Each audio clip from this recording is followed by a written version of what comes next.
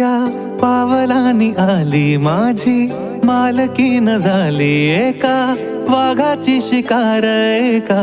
हरणीनं केली दबक्या पावलांनी आली माझी मालकीन झाली